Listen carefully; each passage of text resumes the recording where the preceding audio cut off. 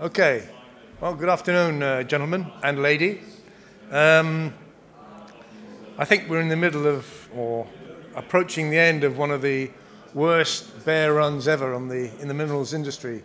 And I think everyone's feeling the pinch. Certainly, I've been listening to the people in the main hall there who all believe that the bear run is coming to an end, and then that next year there's going to be a huge leap forward. I'm not sure I believe that. I don't think the markets are showing that, and I certainly don't think there's the upturn in China that will bring that sort of performance. But anyway, I'm not here to discuss the difficulties of the mining industry. I'm here to talk about ECR. Disclaimers, I think we've been through. Just a quick introduction to ECR. When I get my...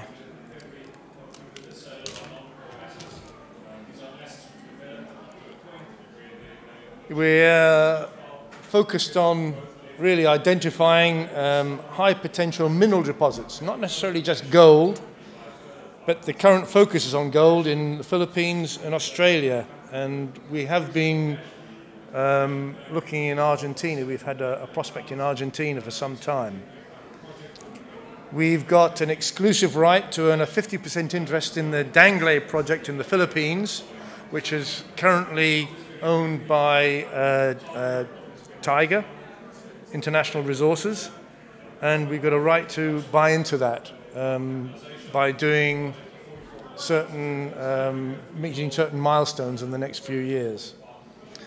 We have 100% interest in the SLM gold project in La Rioja province in Argentina, and we've been focusing on identifying relatively small ore bodies. You know, they're small, local, they're thin. Some of them are high grade, but at the moment it's of less interest to us than the project in the Philippines.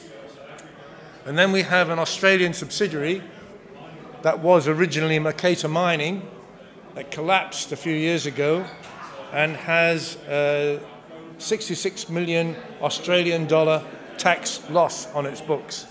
And we are looking at ways of realizing that. And I think the only sensible way of doing it is to find an Australian project and bring that forward. And we are currently investigating the way forward in Australia. Just a quick run through the directors. There are 3 directors on the board of ECR. When we changed the board a few years ago now, 3 or 4 years ago, we decided to adopt the attitude that we needed to be much leaner, much more focused, and have a much more hands-on approach to the business. And with that in mind, the board has been selected accordingly. We've got Bill Howell, who's a non-executive chairman, and Bill is a geologist of many years' experience. He's worked for a number of companies and has a lot of experience in the mining industry with people like BHP, Normandy, Newmont Mining, and including managing director and regional exploration manager, Southeast Asia for Normandy and Newmont. So he's got a lot of experience in the Southeast Asia region and the Philippines, and he currently lives in Vietnam. Then there's me. I think you were expecting to see Stephen Clayson. You'll probably be disappointed. I'm not probably as tall and good looking and eloquent as Stephen, but you've got me. I'm a mining engineer, and my background is basically ostensibly operations. I worked for Anglo American for many, many years in Zambia and in South Africa, where I ran mines. I then did a bit of consulting in the UK, then spent a lot of time in Central Asia building and operating gold mines for Oxus Gold, and a bit of time in Russia for Trans-Siberian Gold as Chief Operating Officer. Then we have Stephen. Stephen Clayson's a youngster, lots of energy, lots of go, and he spent a lot of time with various companies, including Chrysler Resources, He's worked with Pakrat Gold in Tajikistan, and he's currently, I think, doing a very energetic job for ECR in the Philippines. He's indisposed at the moment. He got a bug in the Philippines and is laid up in bed. Otherwise, he'd have been here. So you got me instead. But that might be good. You might not think it's not so good. ECR has the exclusive right and option to earn a 50% interest in the Danglei project in the Baguio district by obtaining for Cordillera Tiger a mining license, which may be a financial or technical assistance agreement or a mineral production sharing agreement in respect of the Danglei project within 10 years of commencement of the earn-in as of December 2013, and by making certain stage payments to Tiger totaling 1.4 million US, with all but $100,000 paid already, being subject to the achievement of project milestones. What we have is Tiger is a relatively small company listed on the Toronto Stock Exchange. They have this project, they don't have the wherewithal to develop it. We're going to do the development, and as we reach milestones, then we'll earn our way into the project. If, as we do our earning, we find things that we don't like, then we could pull out. But at the moment, we are reasonably happy with what we've found, and recent findings have been quite encouraging, but I'll discuss that later. Under the terms of the earn-in, ECR is to fund all expenditure required for Tiger to obtain a mining license, and ECR is to be the operator of the project for the duration of the earn-in. After a mining license were attained, ECR and Tiger would fund development pro rata, or the non-funding partner would be diluted. My guess is that if we carry this forward, we will eventually dilute Tiger out of the scene and have a majority shareholding in the project. But that's my personal feeling. If ECR were ready to apply for a mining license and the present moratorium on new mineral agreements, including mineral production sharing agreements, the common form of title in the Philippines, remains in place, the 10-year period would cease to elapse until the moratorium is lifted. Now, we don't see that happening. We see in the next few, possibly next year, after the elections, that there will be a new president in the Philippines, and that he will have a far more pragmatic approach to mining, which is currently not the case. If the earn-in option were to be terminated before it has been exercised, and at the date of termination, ECR has contributed a minimum of $500,000 of expenditure to the Danglei project, already the case, and completed a mineral resource estimate, publicly disclosable by Tiger in accordance with NI 43101. It was now disclosed in November 2015, this month. ECR shall have acquired a 25% interest in the Danglei project. So that's what we've got. If you look at where we are, you've got Baguio City in the north. We haven't got a pointer, have we? Oh, I can get around and point it. So you've got Baguio up here, and all the mines in this area, and we're currently in this corner down there. So it's a mining area that's produced tens of millions of ounces of gold over its life. It's still producing, albeit on a smaller scale. Mining is socially acceptable. There's a lot of, the mines are intermingled with houses. It's a very hilly terrain, and it's densely populated, but there is an acceptance of mining in the area. It's a world-class deposits. You've got copper gold porphyries, you've got intermediate sulfidations, epithermal gold like ours. It's located in the north of the Philippines, in the Luzon province, where you've got an orderly regime, and we don't have the unrest that there is in the south. The population is basically Christian / Catholic, and we don't have the terrorist problem that they have further south. The mineralization in the prospect area is an intermediate sulfidation epithermal type, otherwise known as a carbonate base metal gold type. Multiple steep dipping intermediate sulfidation veins have been identified in the main prospect area, and individual quartz sulfide veins are up to several meters wide. Now, some of these are gold bearing, some of them are not. What we have found, of course, is that on top of these veins you have the oxidized cap, and that's what we have, or that's what is in the 60,000 ounce resource. That cap is limited and you know, won't be any deeper than about the 15 meters that we've found so far. But it's easily processed, it's easily mined, and what we have to do now is to get that and realize, or get that into production and realize its potential.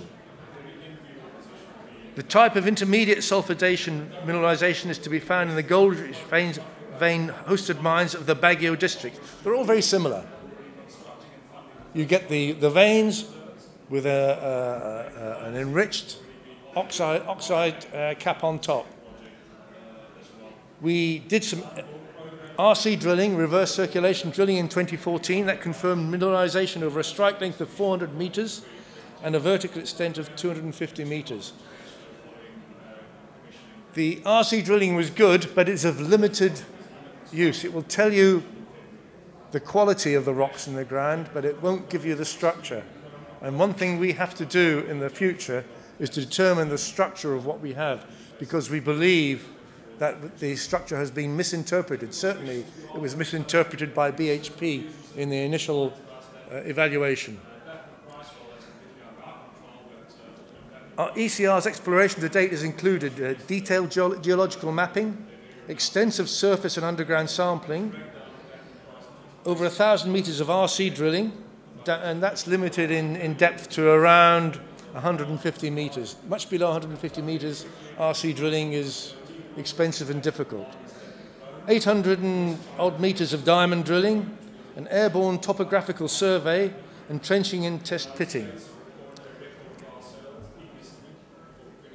We recently announced a mineral resource in respect, as I said, of the surface oxide cap. And that showed that we had around 60,000 ounces at about 1.6 grams a ton, which is what you would expect in an oxide cap. We are looking at ways of processing that, and I'll discuss that towards the end of the presentation when you can, during questioning. The Dangley oxide deposit is a supergene gold enrichment zone formed by weathering and oxidation of the primary, intermediate sulfidation, quartz vein, and stockwork mineralization. It's a flat-lying ore body, and it's in a domain in addition to the sulfide ore bodies beneath it. So you've got a sulfide cap, and you've got the oxide cap and the sulfide ore bodies beneath it. The NI 43101 technical report, which supports the recent disclosure of the mineral resource, and the target for it's a target for further exploration on the which we will show on the following slide. The report is expected to be completed in December, next month. So we've got the assessment. We'll now produce the report, and that will complete the NI 43101 disclosure. Our target for further exploration is the primary sulfide vein-hosted mineralization. And initial estimates range between 600 and 700,000 tons at between 5 and 7.5 grams a ton. Now, what I would say is that in the past, we've tended to drill the oxide and then keep drilling down through the oxide. We've recently reassessed that, the structure. We've had an exploration geologist out there with structural experience, and he's been looking closely at previous drilling and the structure of the mineralization. And we believe that we've possibly been drilling, certainly the diamond holes in the wrong areas. He took some samples of some of the rocks in the immediate area, and we had some very, very encouraging results. If you look at the prospect area, it's, we've got the camp at the bottom, and the veins are dipping into this hill. So it's very advantageous from the mining point of view. You've got the oxide on the top of the hill, but it means that mining down to a depth of about 200 meters will be very straightforward with adits into the hillside. We haven't got to sink shafts. We haven't got to put in a lot of infrastructure. It will be very straightforward mining. And depending on whether or not we can get permission to do open cut mining, it will be very cheap as well. There's an oxide block model projection of the Danglais project, and you can see the colours just denote the different grades from 0.75, where they've got a cut-off with the grey, up to over 5 grams a tonne with the blue. Why are we here? Where are we heading? Why the Philippines? It's a mining country, we've got a skilled population, we've got specialised services. Everything's there. We can do the exploration, we can get it analysed. We've got a relatively sophisticated open economy with low-cost operating environment. Salaries are low. I've been told 2 minutes. Notable successes by international local companies, and we've got high level of interest within the industry. Why the Danglais Gold Project? We've got a granted exploration permit. We've got road access from Baguio City, which is connected to Manila by highways. We've got favourable topography. We've got a benign climate, all year-round operations. We've got very positive results for the metallurgical test work. The gold comes out very easily. And we've got reasonably encouraging results.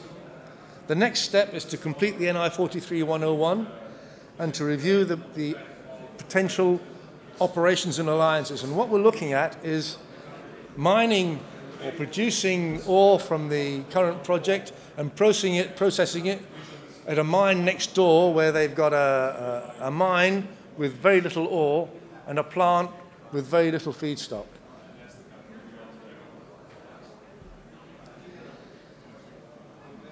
In Argentina, I won't bore you with the details, but basically it's a thin vein hosted operation. It's got limited continuity. It's high grade in places, but it's on the back burner in terms of where we're going or where ECR is going. If you have a look, that's shows you the Oka mining prospect and licenses, but at the moment we've stopped operating there. And that's a few images, again, which shows the old workings. It's of interest in as much that has been working in the past, but it's a very limited extent. I think that's all I've got time for, but if there are any questions about the Philippines or about Argentina or Australia, please go ahead.